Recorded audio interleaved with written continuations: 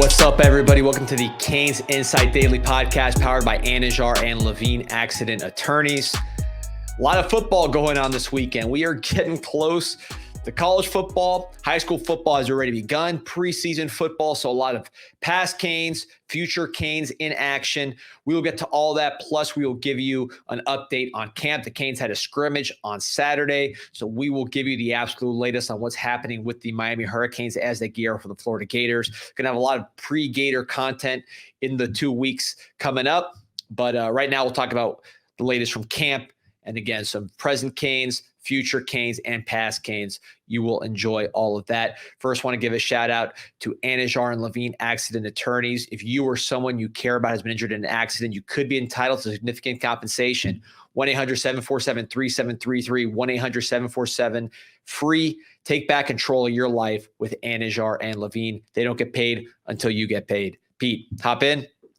So, a lot of football to talk about. Real highlights, real action. Not quite the Canes yet. We'll get to camp and talk about all the stuff that's happening there first and foremost, but nice to see some pads popping here. Yeah, I mean, listen, the scrimmages really tell us a lot. Obviously, you know, we only have so much information from them, but at the end of the day, this is where a lot of these battles are won, and the day in, day out of camp kind of gets broken with these, kind of gives you that game day feel for the guys.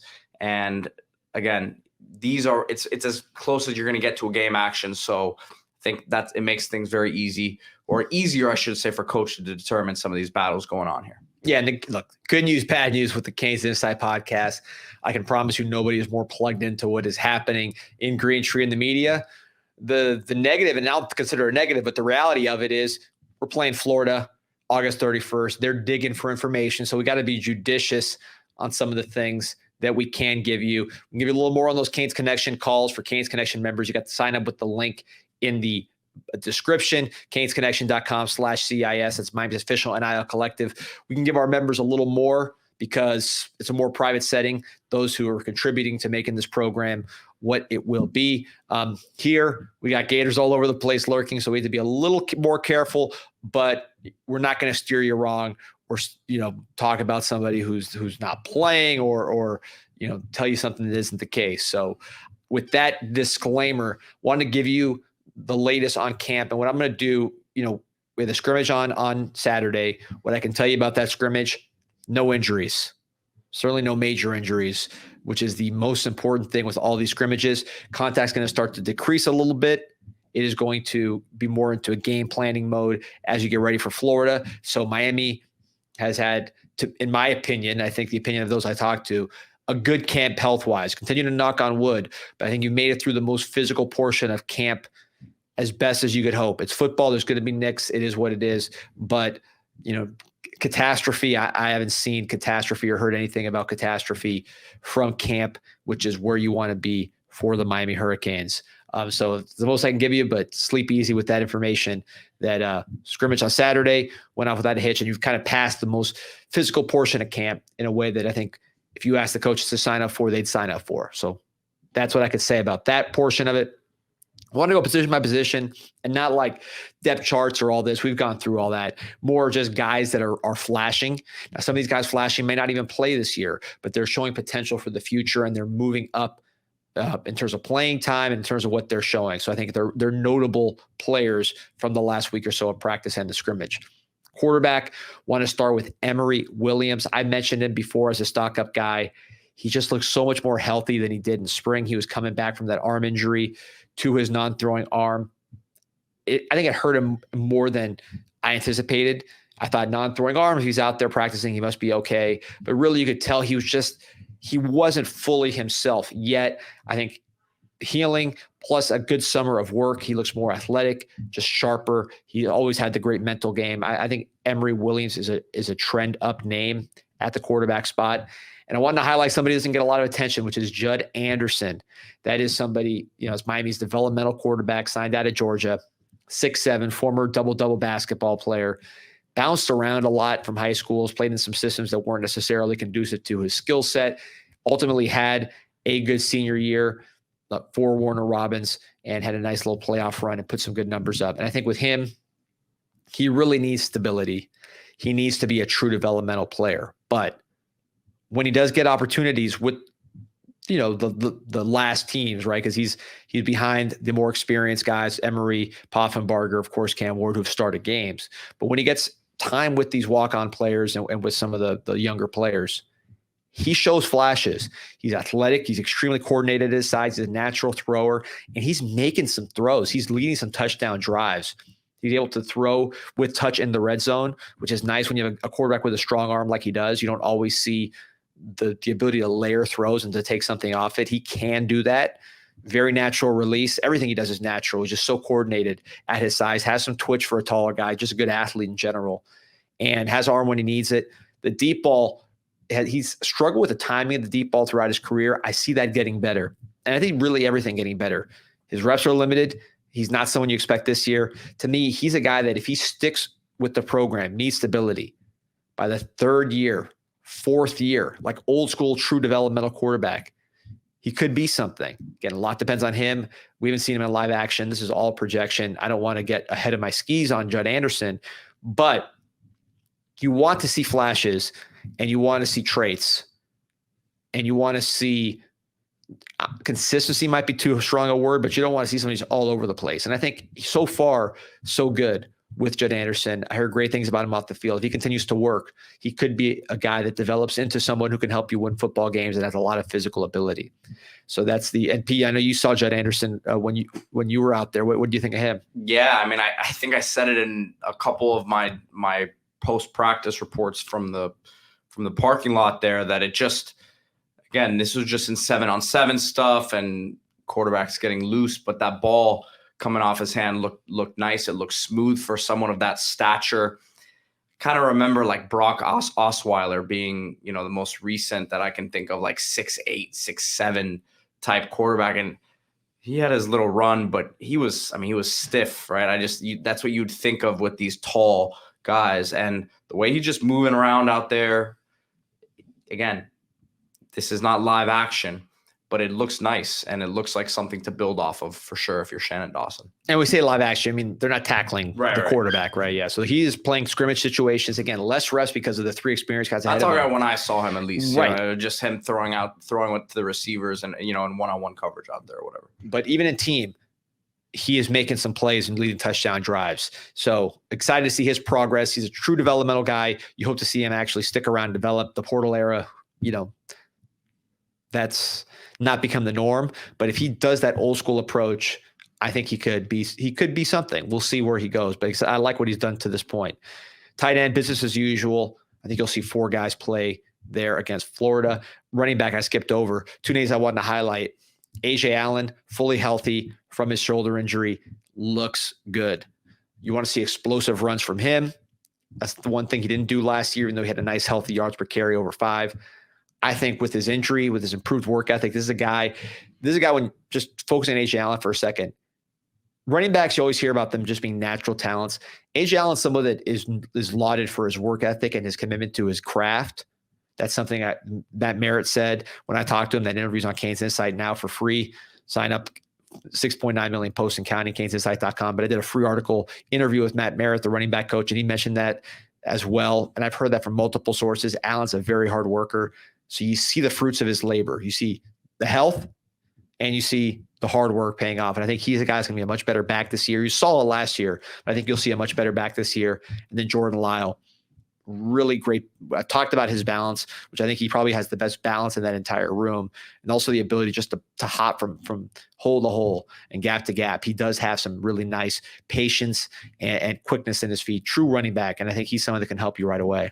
And the size is there as well. So, I mean, it's funny you're talking about those things, and that's not even adding on to the fact that he does already look like a second, third year, type back in terms of his physicality. Yep. So like what I see there, offensive line, Ryan Rodriguez I talked about before. He's somebody who's gaining more and more trust. You see him, play a lot because he's a guy, he's one snap away, right? As your backup center. So he's playing a lot, earning more trust. He played jumbo packages last year. He could do a lot of things. He's someone that he's in the tree of trust and his physical continues to develop. He's still got 3 more years of eligibility with this one included. So he's someone that could really have a nice future here at Miami if he's already done well enough to be able to be trusted on the field, add more development. Of course, you don't expect Maros and Mirabal to go anywhere, so he's going to have the same coaches. I think he's another guy. Not, Judd's developmental. Rodriguez is ready to play, but I think he's similar in that if he can stick around by that 6th year of college, he could be a guy. So I'm excited to see where Ryan Rodriguez develops. Tommy Kinsler's another one. Showed me some flashes. He was really working exclusively at tackle early on. You're seeing him play more guard, not because of any necessity, just because I think they want to, have him master tackle, because that might be his position long-term with his athleticism, but now also have more stuff on his plate. So he's progressing because he's getting more responsibility. Defensive tackle, Anthony Campbell, the transfer from Louisiana Monroe, 6'7", huge, tall guy, was big when he got here, but he's really added good mass. He's well over 300 pounds now, and I'm told he's somebody that guys are excited about his progress. I think he'll help us right away, or help us this year. Last year, a little too raw, took a huge step forward. I think that's someone that's got people excited. Linebacker, Elijah Alston. Defensive end, I apologize, Elijah Alston. Transfer from Marshall, a top-rated pass rusher, returning in all of college football according to Pro Football Focus. Alston can do a lot of different things. You saw that on his Marshall tape. I think Guidry's going to have a lot of fun with Alston. You guys going to have a lot of trouble figuring out where he lines up, and I will leave it there. Darius Hayes, linebacker, true freshman from Largo, Florida. Miami got him over with Florida Gators, able to flip his commitment, top 100 player. I believe at the time he flipped. Big linebacker, thumper. And I mentioned it. When he first got here, wasn't necessarily moving like a Cam Pruitt, who's such a fast guy, or Bobby Washington. There's a bigger linebacker. I think the more football has been played, the more pads football has been played, there's a guy that keeps on rising. He can help you on special teams, but he also showing ability as a 2-down thumper right now. And he's getting more and more responsibility with the defense. I like the trend line of a Darius Hayes. He has good hands. He can take away the ball, but he's really a thumper and a tackler, and someone who I think has good instincts for a big linebacker like he is. Liked where his trend line is. Safety, Isaiah Taylor, safety/nickel, Isaiah Taylor from Arizona. Of course, the son of Jason Taylor, nephew of Zach Thomas. I'm not saying this guy's going to be playing over Mish Powell or Jaden Harris or anything like that, but he's someone that is getting more reps with the defense. He did play real snaps for Arizona, and I think he is somebody that could help you somewhere just because of the genetics, the IQ, and the experience. But he's someone who's done some nice things. Again, I don't expect to see him playing, as your starting safety or anything like that, or your starting nickel, but I could see him helping this team. And then corner, OJ Frederic. We talked about him a ton. He was on that Canes camp episode. Episode 3, they were talking about him a ton. Pete, you had a little cameo there talking about Sam Brown with the voiceover. They got to come to the real, man. So, but OJ Frederic, I think the cat's out of the bag at this point. They talked about it on the Canes camp, so I feel comfortable talking about him. He was mentioned in our stock up a couple episodes ago from camp. Real deal. Length, patience, movement skills, and the ability to finish plays without interceptions. He's not a bat down guy. He's a take the ball away guy, former receiver. You see that when he plays defensive back, stock way up, OJ Frederic. So that's the latest on the team. We're going to shift gears a little bit here to talk about some future Canes, how the recruits did the first week of high school football, also how some of the pro Canes did in preseason camp. First, want to talk about the official team store of the Miami Hurricanes. That is the Miami Hurricanes team store, MiamiHTS.com. You could also stop at the store at the Thesis Hotel right across the street from UM. Back to school, you're a student, want 10% off, go to the Miami Hurricane team store. Or if you just want premium gear that's being sold directly by the athletic department, where the payments benefit the athletic department, so you're getting the absolute best, most premium exclusive gear, while at the same time, putting money where the school can use it. You see some of the summer apparel here. They're doing a great job selling the black jerseys, which are going off the charts, off the shelves. They're called the strategy jersey, but there you see it's just black with the orange lettering. A lot of folks on Twitter were posting pictures of them wearing this jersey. This guy right here is rocking the Chris Johnson 24. Maybe you'll see that number going into the end zone, 60 yards on August 31st. But either way, just unbelievable apparel. Really enjoyed with that product. I think they're doing a great job. Again, here you see the front page, beautiful website, MiamiHTS.com. It's Hurricane Team Store, MiamiHTS.com. Whew, gotta catch my breath. Pete, help me out a little bit, although I'm gonna be talking a lot again here. The high school commits, you had about, I don't want to say, maybe a handful of the guys from the class, but both quarterbacks, some important players competing this weekend, playing some big games, some big kickoff classic games. And I think the biggest performance that you're pulling up here is going to be a class of 2026 player, which is Darian Coleman out of Orlando Jones. He played against Seminole High School, which is one of the top teams in Central Florida. And look at that first play. Boom. Bombing it to Larry Miles, who is also a Miami target. Number 2. And do you remember I had a chance to actually interview his quarterback coach, Balin Trujillo, back when he committed. And the number one thing Coach Trujillo was harping on about Darian Coleman was the arm talent. But you see it there. I mean, he doesn't need to have the perfect situation in the pocket or around him to, sling that ball in there. I mean, he's obviously not a 6'3", 6'4" quarterback in today's game, not as important as maybe it would have been in the past, but the way he just flicks that ball, it's pretty to watch. And what's impressive me is, like you mentioned, he's a smaller quarterback. He's taking hits. He's facing down blitzes. I mean, Seminoles there got hit right there. Boom, look at that pass. Sanford's a real team. That's where Max Buchanan, one of Miami's top interior O-linemen commits, is from. So Sanford is one of the better teams in Florida, and this guy went and just tore him apart. 4 touchdowns. Again, you see the throws under pressure. You see him spreading the ball, throwing to different receivers. I'm not saying he is this caliber of player. His career is going to go in this direction, but if the style of play, the player he resembles at the high school level in terms of his style would be a Bryce Young. Pass first point guard type quarterback. Look at them taking the hit right there. Remember Bryce Young taking a lot of hits at Alabama. Tougher than his size would dictate. Of course, size is the problem with both of those players, but they have good arms. They have good hands. They play bigger than their size, and they really see the field and produce. I think we've seen quarterbacks committed to Miami, especially earlier in their careers, who may don't have the production. This is a guy who is a big-time program, playing big-time competition and putting up big-time numbers, 4 touchdowns against Sanford Seminole, and doing it in pretty impressive fashion, man. I mean, again, you saw those highlights. And it looked like he's getting it out of his hands quickly, right? It's one thing to say he has a quick release, but it looks like he was processing in a very fast manner and making the right reads. So, I mean, to me, a whole nother year and a half, 2 years, 2 seasons of high school football for him to play. So it's going to be interesting to see him and track him over the next couple of years. I have a feeling he's going to be putting up some pretty gaudy numbers. Yeah, shout out to Balin Trujillo, his quarterback coach at a young age, huge Miami Hurricane fan. One of your first podcast interviews like 6 years ago, I felt like. But longer than that, yeah. Yeah, but this kid, this is what you want to see.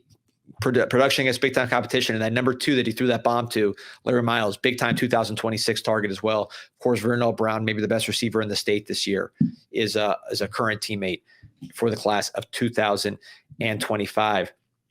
So we're going to shift gears, Pete, to another quarterback who's put up big numbers and has had team success as well, which is Luke Nickel. Went to the Elite 11, finished in the Elite 11. There you see a nice dime to FSU commit CJ Wiley. Didn't have the prolific game that Darian Coleman did, but did put together a victory for Milton against Buford. You see there, just a nice touch pass. That's what this guy does, Luke Nickel. And I'm excited to see him in person this week. He's going against American Heritage down here in Florida. So I'm going to be able to see him in person and kind of evaluate it. But I watched a little bit of this game. It's kind of what you expected. Great anticipation, great instincts. Arm, good, not great. I wouldn't say this guy's a super physically talented guy, but he's got pretty good size. He knows how to deliver the ball. He knows how to win, and he's a really nice touch passer. I think the red zone, he really does a nice job, and also dropping the ball in the bucket on deep throws. Sometimes these guys that don't have huge arms, they say, well, what about his deep ball? But a lot of times it's not, deep ball is not necessarily an arm strength thing. It's about your timing and your touch. Some guys with big arms just throw rockets over people's heads. Some people with lesser arms are able to time it and get it over the defensive backs' heads and land right in the breadbasket of the receiver. I think nickel, his deep ball is a strength. His red zone passing is a strength. His processing is a strength. His ability to lead his team to the winner's circle, again, the defending state champions, is a strength. Big win over Buford, a nationally ranked program. Yeah, and I think you're going to get a guy who's going to be pretty ready to go from the mental aspect of it. And you just said it right there, guys, a winner. There's something to be said about that, and playing with a team with some real talent around him. Just getting the win is, at the end of the day, the most important thing at the quarterback position. And he's going to have done a lot of winning at the high school level by the time he steps foot on campus in Miami. Yes, sir. All right, so let's get Gerard Pringle. Oh, yeah, running back, next one here. Let's get, this is a guy I'm excited about, running back from Armwood. That was, his highlights were really good last year. I was told repeatedly this is a big time guy in the eyes of the coaching staff. And you see here in Trask Powell, the legendary Trask Powell, he's making long runs like Dalvin Cook did on that same field. That's about 75 yards against Norland, a team with more pros as a program than probably anybody around. A lot of talent there, even when they're down, and he just runs right by them. He had multiple touchdowns on the day, over 200 all-purpose yards, I believe, was the final number. They didn't get the official stats. Here you see him in the red zone, putting in the paint, just shucking off that tackle. He also had a play where he caught a pass and ran some dude over violently on the way to the red zone. So he is not the tallest guy in the world, but he's a high weight room kind of guy. And on the field, he's able to break tackles and run people over against good competition, which is what Armwood plays. And here in Trask Powell, the House of Legends, he put on a legendary performance. As our good friend Harold Martinez likes to say, he's Trask certified now. So it checks a big one off the box there. Yeah, ranked as a top 10 running back nationally. Alabama's on him. Georgia's on him. Miami views him in that category. They prioritize him in that way. And the first game, you want to see that against fast defenses like Miami Norland. He checked that box big time. I expect him to have a huge year statistically. He had a good year last year statistically as well.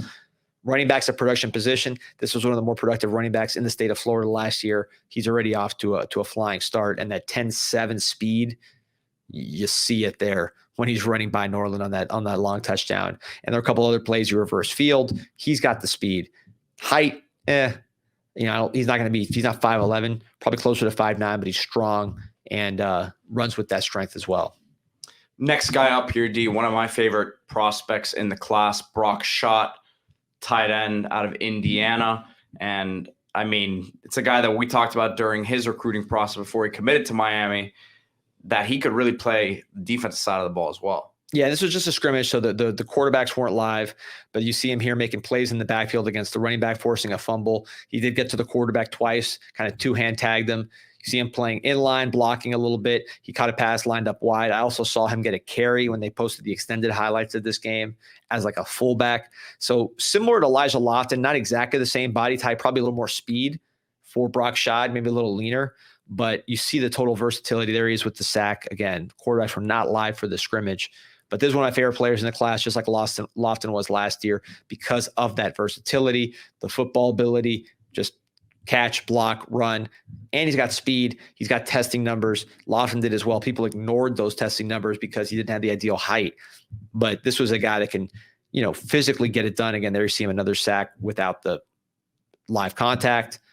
This is someone who can get it done in multiple ways, has physical tools, has production, and really, to me, is going to come down to Miami and be a Mario Cristobal type player, special teams, you name it. He should be able to get it done because of his versatility.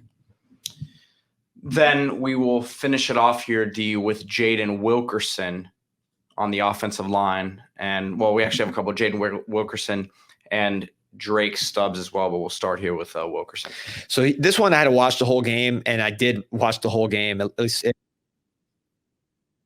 positive compete. So Jaden Wilkerson is the big left tackle, number 73. And this was against NFL Academy in Europe. So this is kind of like the IMG of Europe. They were, IMG of Europe is not necessarily IMG of America, but this was a pretty good team. They were scoring points against Edgewater. Edgewater pulled away late, kind of did what they wanted on offense. And I thought with Wilkerson, Size, huge. A lot of times basketball players are a little narrow. This is a wide player. This looks like an offensive lineman. It does not look like a basketball player playing O-line. Pass blocking, nobody had a shot. It was easy work all day in the pass blocking department. I want to see him challenge a little bit more, but he did what he was supposed to do and dominated there. Run blocking, he is a good drive blocker. I'd like to see a little more nasty to him. He wasn't soft, but he wasn't burying guys that he probably could have buried. So I think that's the next step for him. Tommy Kinsler had a similar issue when he played in Ocala. But I see the vision with this player. You see the size. You see this natural strength. He's pretty athletic. He wasn't like climbing to the second level with regularity, but he wasn't a stiff either. And I think just the physical size makes a big difference. So he blows this one up and play this play. This is just a long run that he plowed open here. There you see number 73, and they right behind him. And this running back's got a little bit of talent too, number 3. They go ahead and take that to the house. There you see again, left tackle, number 73. Nothing crazy, just seals him off, but you see the size, and then boom. That was pretty much the story of the game. They were running behind him all day, and he was overwhelming. But the pass blocking was an A-plus performance. Didn't get challenged a ton. Excited to see him against teams like Jones, some of the bigger teams in the Central Florida area, to see him get tested. But I see the vision with this guy. He's got physical tools. Just needs to get a little more physical as a finisher, I think. Yeah, and again, I think I mentioned it when he committed, but learning how to, play with that size, number one, the nastiness, the toughness, but the physical tools seem to all be there for him without a doubt. Yeah, it was very interesting to see these European kids. There's some pretty good players. I could see that becoming a thing down the road. They're not a pushover team on offense. I think their defense was just lacking a little bit from Edgewater's offensive line and run game. And then last one here, Drake Stubbs, D, one of the top safeties in the country. Yeah, he just recently given a 5-star by Rivals, and I think he deserves it. I mean, this guy, just the way he looks in pads, man, this guy's a big safety. He moves well. He tackles well. We've seen him as a ball hawk on 7-on-7 circuit and on the field. He's productive, taking away the ball. But here we see the diagnosing and the running. Look at that, boom, laying the wood. Just look at the body type. This is a big safety that's not stiff and that does take away the ball. Jumped out of the gym at testing. I think he had the highest vert at a recent Rivals event. There you see that burst to the ball. I think that's where you see the vert really translates. Not necessarily jumping up and down.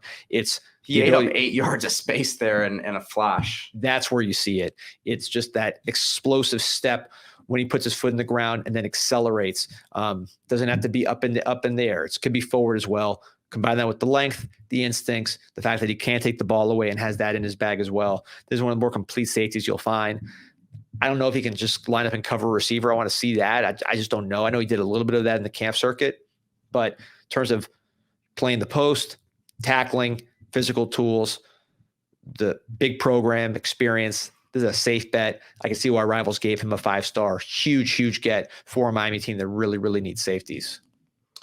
All right, D. Well, great wrap up, guys. Look out for that every Monday after the big weekend. We're going to be bringing you all the top plays just like this, and we're going to be trying to do something midweek where we kind of let you guys know who to watch for over the weekend. If you guys are local, you want to check out any of these games, or as we know now, in the early part of the season, a lot of these games will be televised nationally as well. Yep. So, go ahead. Yes. No, and Luke Nickel against American Heritage. I'll be there in person this week. So I'll talk about our future quarterback there and how he does against the South Florida defense. All right, D. Before we get into the NFL report from the weekend, from preseason week 2, wanted to announce our new partnership with Asset Dash, the market leading portfolio tracker and rewards program, where you can do everything from tracking your investments, earning rewards, and now buying over 1,000 different cryptocurrencies on Solana natively through the app. You can earn rewards through the app directly. Asset Dash is giving away thousands of dollars a week on their app. Earn additional coins when buying through the app directly. Download Asset Dash for all your portfolio tracking needs, crypto, NFTs, stocks. If you invest in something, Asset Dash supports it. And exciting offer here for our CanesInSight fans and listeners of the show. Enter the code CANES, all caps, at sign up, and you will receive an upgraded premium membership to Asset Dash Gold for free for life. This is a limited time only. Again, CANES, all caps, when you sign up. No, excited for that partnership with Asset Dash, and excited to hear about some of these Canes that talk about assets. These guys are assets to the teams that drafted them, and dashing up the charts in the case of some of these lower ranked guys that are started at the bottom and are moving on the way up. So we'll get through some of these names now, D. We'll start off with someone who didn't play this weekend, but as some of these Rams fans and reporters were noting online, that's big news for Cam Kitchens, third-round pick for the Rams out of Miami. He did not play this weekend, which essentially means he has wrapped up that starting job for the Rams up there, and I don't think any of us are surprised about that one. Yeah, Les Snead did an interview. This is a GM of the Rams who does an amazing job finding some of these lesser-known guys. I say lesser-known, not first, second-round picks, and making them long-time starters, cost-controlled starters. That's really what he's known for, on top of making trades with the higher picks. But with Cam, they interviewed him, and he said that he's earned trust mentally, and that at that position, meaning safety, is probably the hardest position to earn that trust, where you could trust that this guy's going to know what's going on, get guys lined up in the right place, be able to see the field from that position. That's something that takes a lot longer for a younger player because of the nature of the position. And he said Cam's already earned that trust. And he didn't outright say Cam's a starter, but he basically said, yeah, he's going to start, and he's a little nicked up, so we'll rest him. But the reason he was resting is because he is going to start, and they want him ready for opening day. So great news for Cam Kitchens. Great news for, let's start with Cam Kitchens. Great news for someone who has worked really hard, represents everything you want in the program, as far as the way he carries himself, as far as his intelligence, as far as his playmaking. And I think if he would have come back and stayed healthy, he probably would have gone higher, because he didn't have his best season like he did as a sophomore last year. So the Rams kind of got him at a discount. But the reason, you saw him get carried out of that Texas A&M game. In 1 second, this can all be taken away from you. So you understand why he was eager to get to the professional ranks. And look, he's going to be starting his first game as a pro, making a great impression with the Rams, and is projected, in my view, to have a very long, successful career at the safety position before he moves on to being a TV guy or a businessman or whatever he does. A lot of good stuff ahead for Cam Kitchens. I'll say this, D. I agree it wasn't maybe his best season on film, but at the end of the day, I think the couple things that held him back from being drafted higher than he was number one, he was never going to run a 4.4s or 4.5s at that position, maybe high 4.5s. And then I saw the Giants had a medical red flag on him. And I know a couple other teams were concerned about some of the stuff he was dealing with leading up. So I think at the end of the day, as we always tell our clients, this when it comes to the draft, it's more about where you end up in terms of the situation you end up in than where you get drafted, because the Rams, they can overlook some of these things. They're in a position, that's how they draft, right? They don't worry so much about the combine stuff. So I think at the end of the day, probably ended up in the best case scenario for him with the Rams organization. Yeah, they don't even send guys to the combine, right? Yeah, they're one of the teams that sent them, and the Bengals the Bengals just don't have as much scouting personnel, but the Rams don't believe in the combine as much. So they pretty much send as light of a crew out there when it comes to the combine, the testing. They just don't put as much stock into it as other teams. So perfect situation for him. And at the end of the day, it's all about getting to that second contract and cashing in there. So he's put himself in a good position. Obviously, the real games will be starting here in a few weeks, but expect him to have a big season right off the bat for the Rams. That's why you never underestimate IQ, self-discipline, toughness. Guys with those attributes tend to do well. It takes talent to get recruited in the first place, so take that for granted. IQ, self-discipline, toughness, add some instincts in there, and you got a chance to be successful. And Cam Kitchens well on his way to being successful. A couple other guys, Pete, in the trenches doing their thing.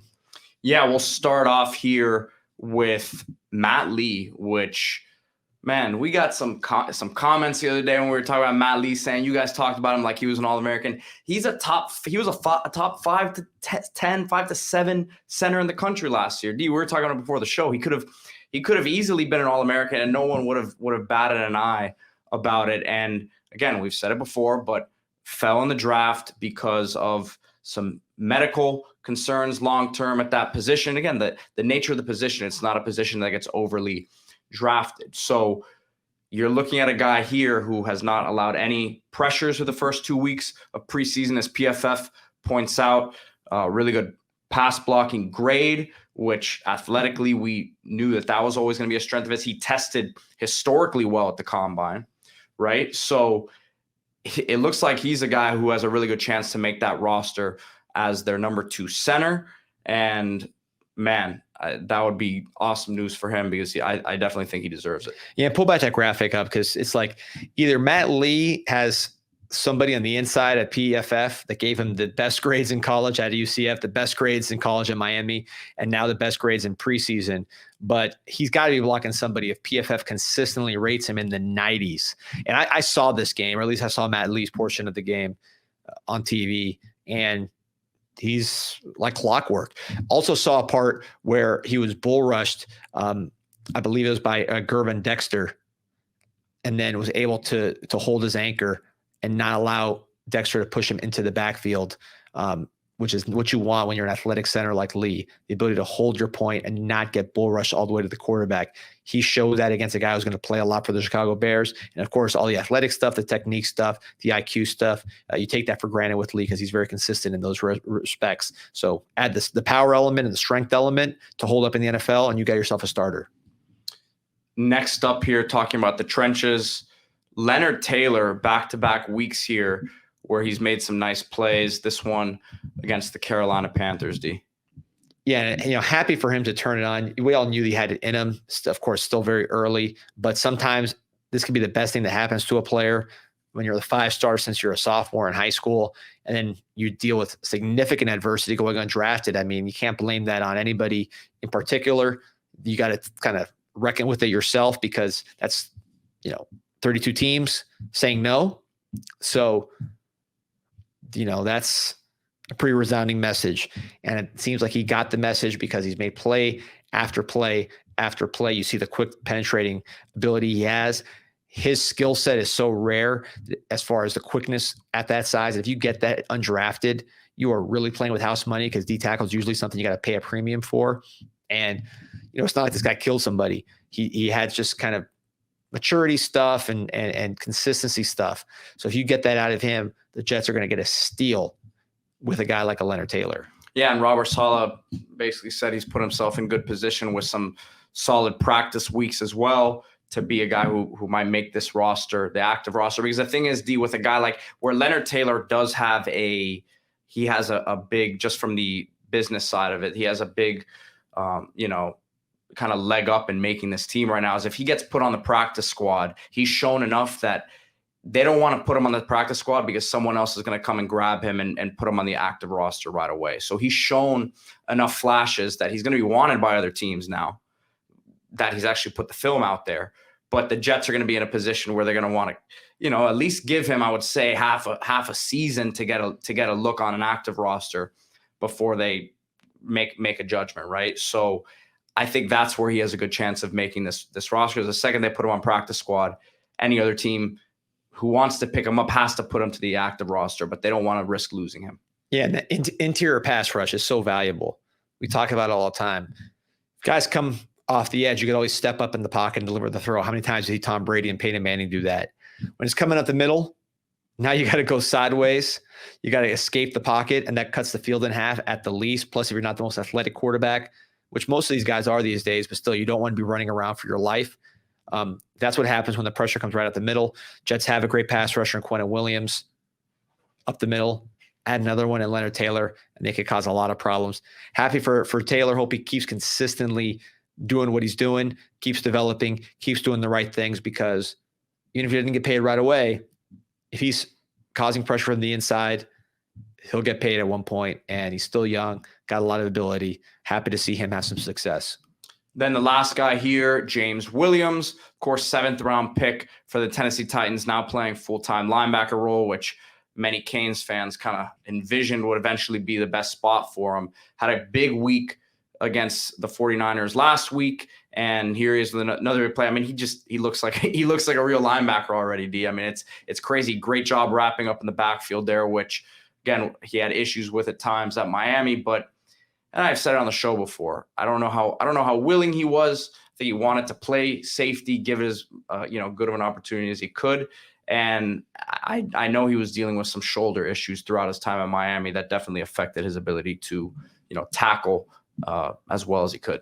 Yeah, it feels like Ray Armstrong part 2. He wants to be the next Sean Taylor, goes to Miami. Miami's not in a great position depth-wise as safety where they could just say, hey, you're not going to play because this guy's better than you. So the kid's resisting, and they just aren't able to move him to linebacker, which I think hurts the player when it comes to his initial draft projection. Ray was undrafted. James Williams getting picked late on day 3. But Ray Armstrong played, I think, like 86 games in the pros, started a bunch. Special teams contributor as well, which you could see James Williams doing. You mentioned the body. He looks like a linebacker already. That transition didn't take too long just from a weight perspective. Has the ability to cover as a linebacker. Maybe he's not a safety per se, but his coverage ability for a linebacker is going to be upper echelon, which gives him a leg up in terms of playing all 3 downs. So he's somebody, play special teams right away, become that 3-down linebacker. And I think if Ray Armstrong played 86 games, James Williams could be an actual long-time starter because he's, in my view, significantly better player than Ray, just in a vacuum. So excited to see his transition.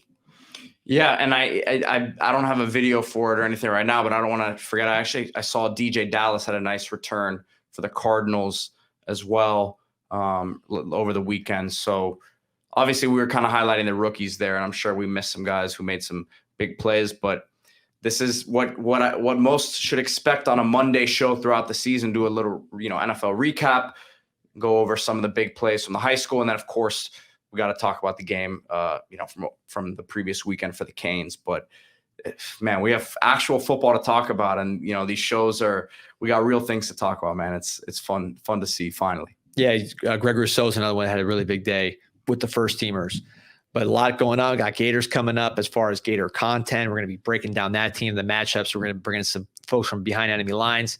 Mike Ryan back on Wednesday for the live show. We will be talking Gators, getting ready for the 5-hour marathon Hurricane, like the old Starcade. We'll get the logo. You will be enjoying that content. It's going to be something that's never really been done for a preseason pod by the Canes. Just give me a little taste of it now, but we will be rolling that out, getting ready for next week. And of course, my preseason pod telling you guys some truths. In this case, no more lies. Should be about Thursday morning. Get you ready for Saturday's game. So a ton of stuff coming up at CanesInSight. Like and subscribe to the podcast. Follow us on our social, canes.insight at Instagram. You can see the Twitter handle, Facebook, you name it. Plus on the website, sign up for free, canesinsight.com. 6.9 million posts and counting. Tons of free articles every day. Got our newsletter coming out soon to keep track of it while you're at work. If you're not just checking the site every day, CanesInsight's taking it to another level. Ton of new stuff for you coming out. Really excited to go on this journey with you and go to the top along with this program. So until we see you tomorrow, go Canes. Go Canes.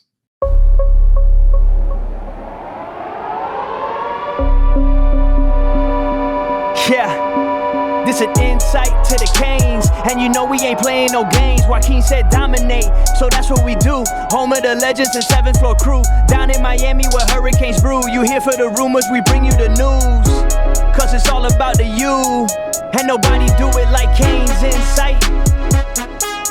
Nobody do it like CanesInSight. Nobody do it like CanesInSight. Nobody do it like CanesInSight. It's CanesInSight.